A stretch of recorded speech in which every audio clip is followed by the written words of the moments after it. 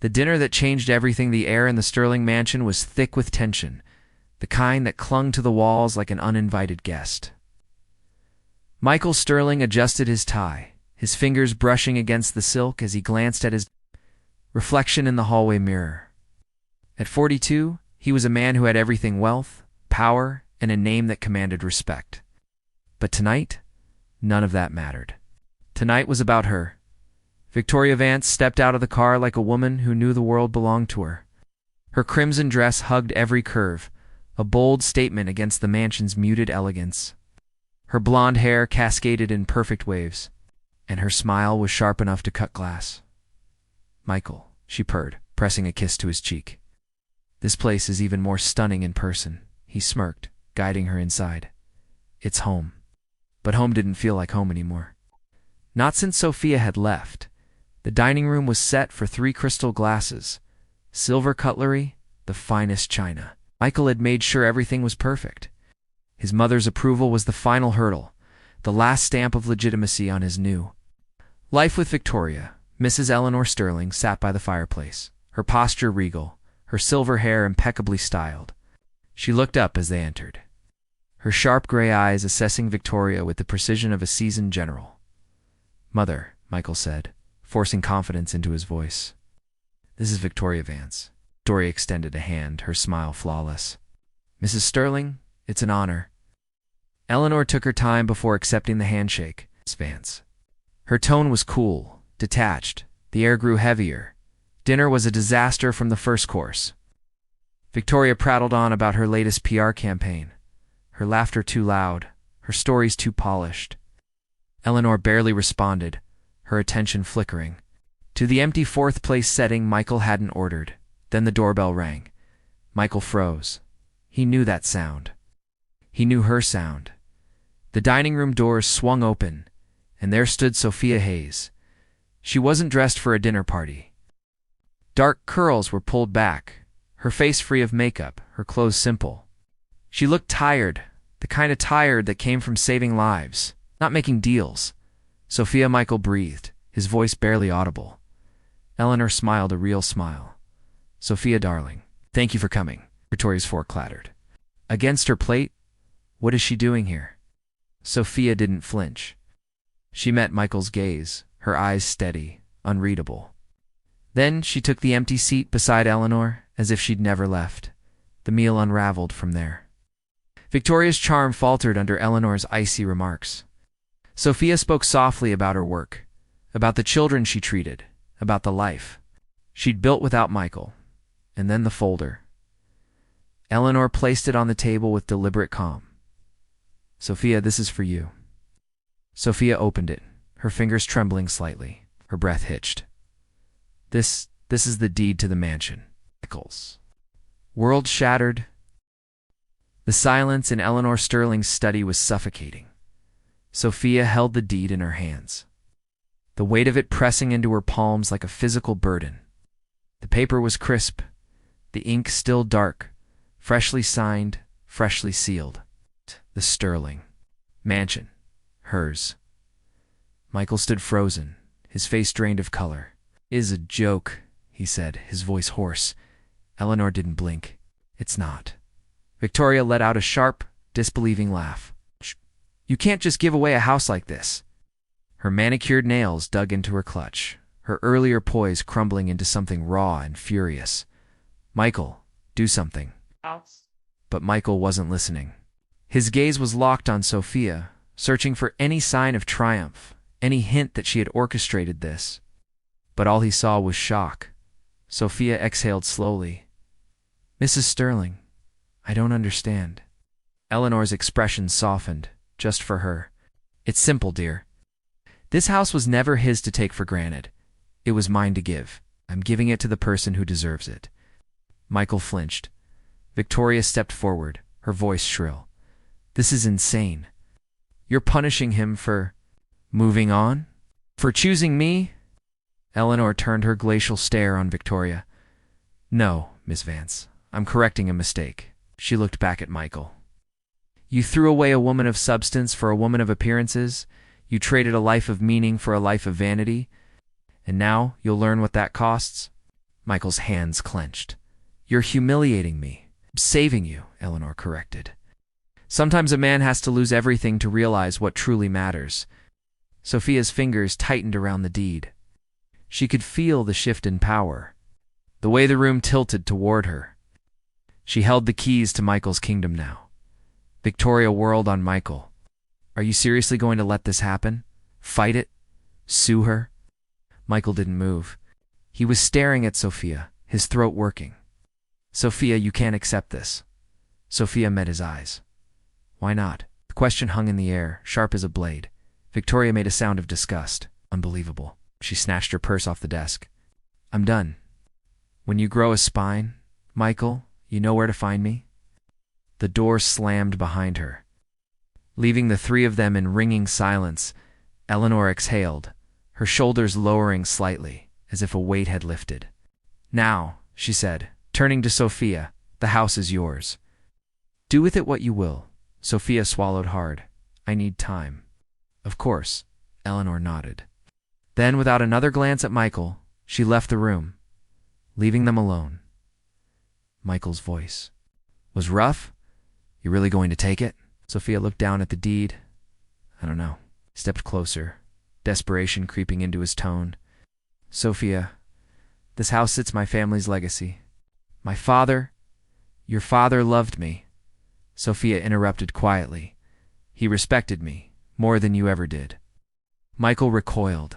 She folded the deed carefully, slipping it into her bag. I'll let you know my decision. Then she walked out, leaving him standing in the ruins of his own making.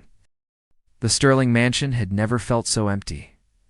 Michael stood in the grand foyer, the morning light streaming through the stained glass windows, casting fractured colors across the marble floor. The house was silent. No clicking of Sophia's heels. No hum of conversation. No Victoria's laughter ringing through the halls. Just the hollow echo of his own footsteps. He wandered into the dining room, where the remnants of last night's disaster still lingered. A single wineglass stood abandoned, the deep red stain at the bottom like a wound. He picked it up, turning, it in his hands. Sophia's glass. He set it down too hard. The sound sharp in the quiet. Sophia's condo downtown. Sophia stared at the deed on her coffee table, the legal jargon blurring before her tired eyes. She hadn't slept. The house was hers. Not just any house, the Sterling mansion. The place where she'd once dreamed of building a family. The place where Michael had shattered those dreams. Her phone buzzed. Another message from her best friend. Lena, you better not be thinking of giving it back. That house is yours now. Burn it down if you want. Sophia sighed, running a hand through her tangled curls. She couldn't burn it, but she couldn't live in it either, not with the ghosts of her marriage haunting every room. Then an idea flickered something. Eleanor had said last night, do with it what you will. Sophia grabbed her keys. The Sterling mansion library. Michael sat in his father's old leather chair, glass of whiskey in hand, though it was barely noon. The shelves around him were lined with first editions. Rare collections, things his father had loved, things he had never bothered to read. A knock at the door. Mrs. Lopez peered in, her expression unreadable. Dr. Hayes is here. Michael's glass froze halfway to his lips. The garden to Rue Sophia stood by the rose bushes. The same ones she'd planted with Michael's father years ago. They were overgrown now, the petals wilting at the edges, neglected, just like she had been. Footsteps behind her. She didn't turn. He came back, Michael said, his voice rough. Sophia kept her eyes on the roses. I have a proposition. Cool. Exhaled sharply. You're keeping the house. Not for me. She finally turned to face him. For the families at the hospital. Michael blinked. What? Sophia straightened her shoulders. I'm turning it into a residence for families of long-term. Pediatric patients. A place where they can stay for free while their children undergo treatment. Michael stared at her. You're giving it away? No, Sophia said softly. I'm using it. For a long moment, Michael didn't speak. Then, to her surprise, his lips twitched, not quite a smile, but something close. You always did see the bigger picture. Sophia studied him. This wasn't the arrogant man who dismissed her work as a cute hobby. This was someone different. "Will you help me?" she asked. Michael met her gaze. "Yes." The first sledgehammer strike cracked through the Sterling mansion like a gunshot. Sophia stood back as the construction crew tore into the formal dining room's mahogany paneling, reducing decades of opulence to splinters in seconds. Smelled of sawdust and possibility. Michael watched from the doorway, his tailored shirt sleeves rolled up, his knuckles white around a coffee cup. "I thought this would feel worse," he admitted. Sophia arched a brow, regretting your decision. "Already? No?" He stepped forward, eyeing the crumbling plaster. "It's just ... strange. This house has been in my family for generations." "And now it'll actually be useful," Sophia finished, brushing dust from her jeans. A ghost of a smile touched his lips. "When did you become so ruthless?" "When you handed me the blueprint to my own revenge," she said lightly, but the truth hummed beneath her words. This wasn't just charity, it was reclamation. 3 weeks later, the ballroom Michael balanced atop a scaffolding plank, wrestling with a stubborn light fixture. Below him, volunteers painted murals across the walls, whimsical trees, smiling animals, a far cry from the Sterling family portraits that used to loom there. "Need a hand?" He glanced down to find Sophia holding a toolbox, her hair tied up in a messy knot, a smudge of paint on her cheek. For a heartbeat, he forgot how to breathe. "Actually," he said, recovering, "I need someone small enough to fit in the crawl space above the east wing. There's a leak, I'll do it. You're terrified of tight spaces." Sophia shrugged. "The kids who stay here won't have a choice about facing their fears. Neither do I." As she turned to leave, Michael caught her wrist. "Wait." He reached out, thumb brushing the paint stain on her face. "You've got a little ... Her breath hitched. His fingers lingered. The moment shattered as Mrs. Lopez burst in, her face ashen. "Mr. Michael, she's here." Foya. 5 minutes later, Victoria stood amidst the construction chaos, her designer heels sinking into drop cloths. She looked out of place like a diamond in a junkyard. "Charming," she drawled, eyeing the exposed wiring. "I always knew you'd downgrade, Michael, but this is pathetic." Sophia stepped forward. "What do you want, Victoria?" Victoria's smile turned razor-sharp. She pulled an envelope from her purse, a parting gift. "My lawyers have been very interested in how Michael misused marital assets to fund our ... dalliance." She tossed the papers at Michael's feet. "Turns out Sophia could sue you for millions." Michael palmed. Sophia went very still. Victoria's laugh was ice. "Oh, don't look so shocked. You didn't think I'd walk away empty-handed, did you?" She turned to Sophia. "Unless you'd prefer to keep this quiet?" Sophia crossed her arms. "Name your price, smart girl." Victoria leaned in. "Want the penthouse. The one Michael bought post-divorce." And her gaze flicked to Michael. "Public statement that this charity was your idea, Sophia. That he had nothing to do with it." Michael lunged forward, but Sophia blocked him. "Done," she said. Victoria's smirk widened. "Pleasure doing business." As the door closed behind her, Michael whirled on Sophia. "You can't be serious. The penthouse is worth less than what this place will be," Sophia interrupted. Her voice softened. "Let her have." "The money, Michael? We have something better." For the first time in years, Michael Sterling had nothing to say. The brass plaque beside the entrance gleamed in the morning sun. The Sophia Hayes house, a sanctuary for families healing together. Sophia stood on the front steps, watching as the first families arrived, exhausted parents clutching the hands of brave-faced children, their suitcases filled with medications instead of vacation clothes. The mansion's once imposing doors now stood wide open. Welcoming them in, Michael appeared beside her, smelling of fresh paint and coffee. "Nervous?" She shook her head, eyes bright. "This is right." Inside, the grand staircase was now lined with colorful handprints from former patients. The ballroom had become a play area, the library a quiet retreat for overwhelmed parents. Even the formal dining room where their lives had imploded was now a communal kitchen. It's already smelling of homemade soup. The guest house later that evening, Sophia collapsed. Onto the couch in the small cottage they'd converted for staff housing, Michael handed her a glass of wine.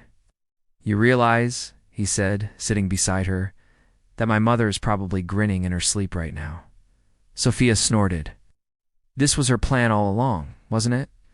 Force you to become a better man through real estate. Michael grew quiet. "Do you think I have?" The question hung between them. Sophia studied him, the calluses on his hands from weeks of manual labor, the humility in his eyes that hadn't been there before. She opened her mouth to answer a knock at the door. The surprise visitor standing. On the porch was a gray-haired man in a worn leather jacket, his posture stiff with military bearing. "Dad," Michael choked out, Charles Sterling, family patriarch, who'd been traveling the world since his wife's death. The man who hadn't attended his own son's wedding or divorce. Charles ignored Michael, looking straight at Sophia. "Eleanor wrote me about what you've done here." His voice cracked. "She'd be proud." Then, shockingly, the old man pulled Sophia into a hug. Over his shoulder, Sophia saw Michael's face raw with longing, with regret, with hope. When Charles finally released her, he turned to his son. "You look like hell," Michael laughed wetly. "I've had a rough year." Charles grunted, then pulled something from his piccata small velvet box. He pressed it into Sophia's hand. "She wanted you to have this." Inside was Eleanor's emerald ring, the one she'd worn every day beside her wedding band. Sophia's breath caught. "Can't you already did," Charles said simply. Then to Michael, "Walk with me." The garden midnight Sophia found Michael sitting alone on the same bench where they'd first discussed transforming the mansion. The moonlight caught the silver in his hair. "She knew," he said quietly. "My mother knew I'd fall in love with you all over again watching you do this." Sophia's pulse stuttered. Michael stood, taking her hands, not the smooth, confident businessman's grip from before these hands were roughened by honest work. "I don't deserve you, but every damn day I'll try to." The emerald ring burned in her pocket. Sophia reached up, brushing her thumb over the worry lines between his brows lines. She'd never noticed before because she'd never stood this close. Not in years. "Start by kissing me," she whispered. And under the stars, in the shadow of the house that had broken them and remade them, Michael Sterling finally came home.